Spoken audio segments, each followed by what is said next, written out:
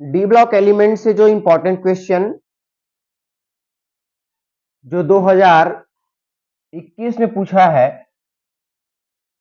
वो है what is lanthanide contraction, write two causes and two consequences of lanthanide contraction.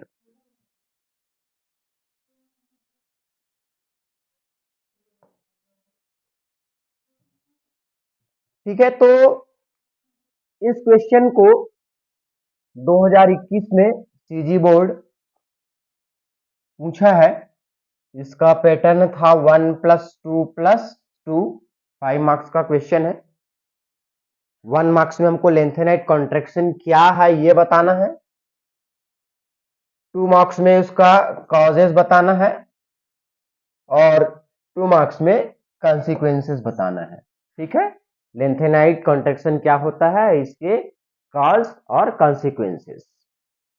आइए देखते हैं लेंथेनाइट कॉन्ट्रैक्शन क्या होता है। तो जनरली होता यह है कि लेंथेनाइट सीरीज में लेंथेनम से हम लुटेशियम तक जब जाते हैं तो एटॉमिक नंबर ग्रेजुअली इंक्रीज होता है, जैसे कि है ना lanthanum, cerium, praseodymium, neodymium, promethium, samarium, europium, gadolinium, terbium, dysprosium, holmium, erbium, thulium, ytterbium और लुटेशियम। तो इधर एटॉमिक नंबर इंक्रीज हो रहा है। तो एटॉमिक नंबर इंक्रीज होने के साथ साथ होता क्या है कि इनके एटम और आयनिक रेडियाई, एटॉमिक और ionic radii, specially trivalent ion,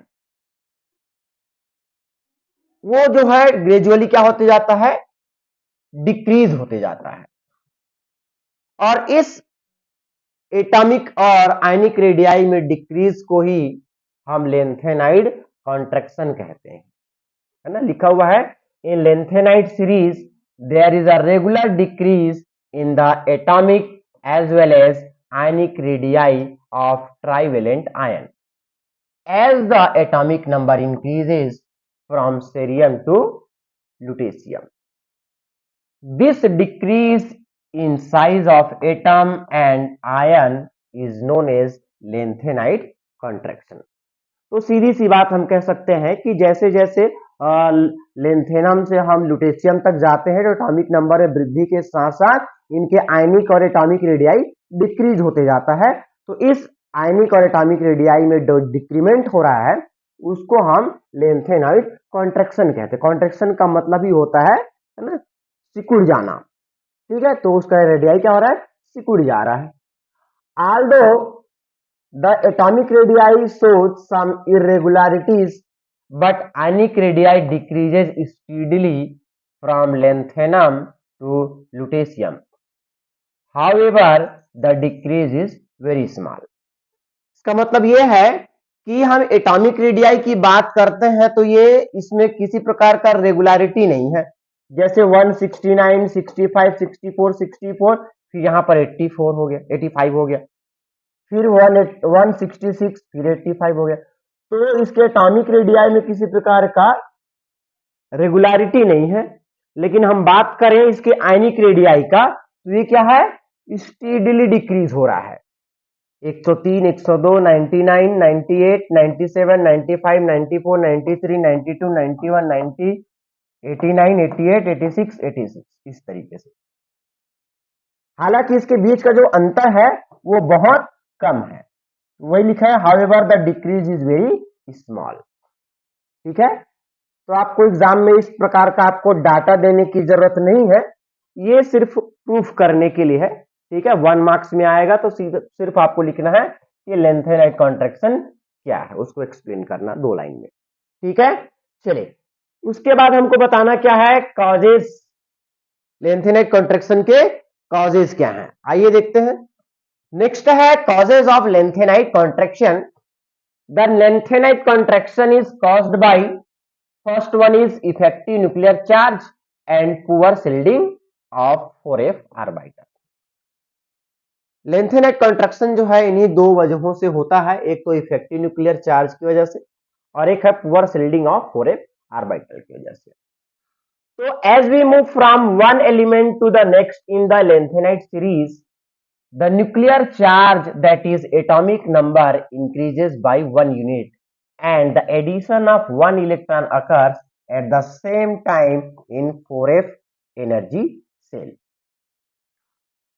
तो जैसे जैसे हम लेंथेनम से लुटेशियम तक जाते हैं तो क्या होता है, एक एक करके उसका एटॉमिक नंबर बढ़ता है और जो इलेक्ट्रॉन जो होता है वो कहां जाता है, 4f एनर्जी सेल में जाता है.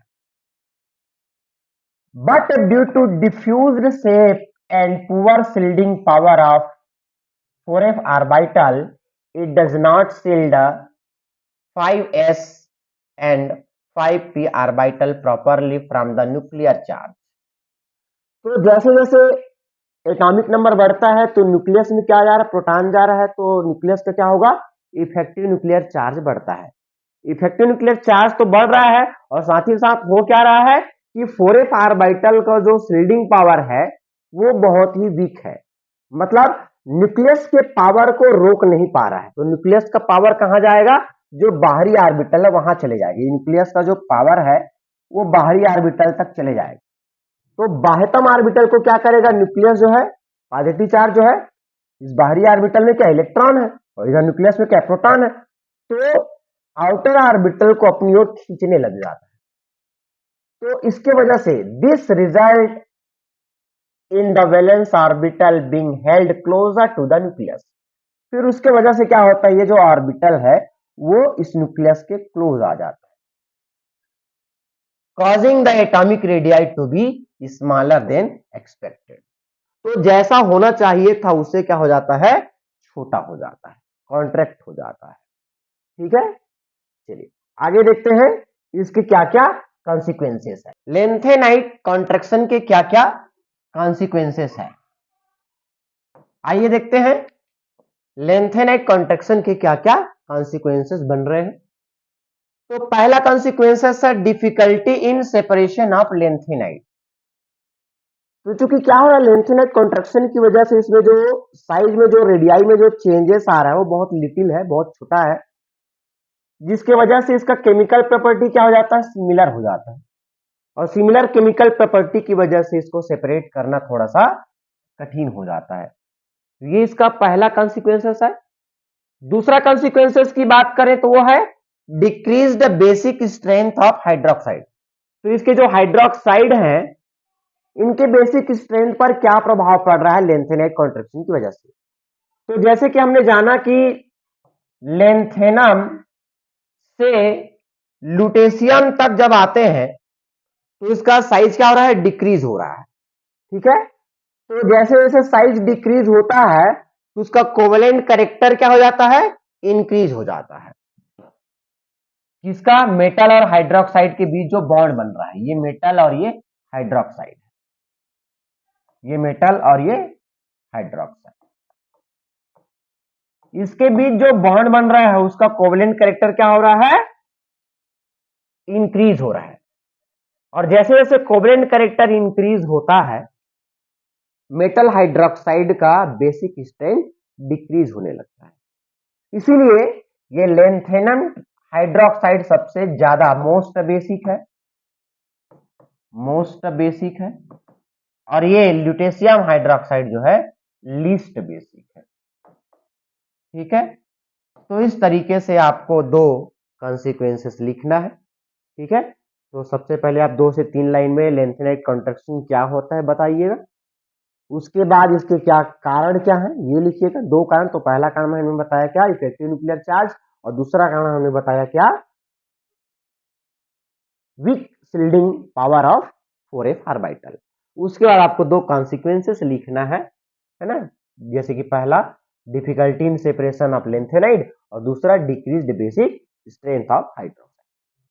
ठीक है, चलिए इसका एक ऑप्शनल क्वेश्चन भी पूछा है, उसको मैं कल की वीडियो में एक्सप्लेन कर दूंगा. ठीक है,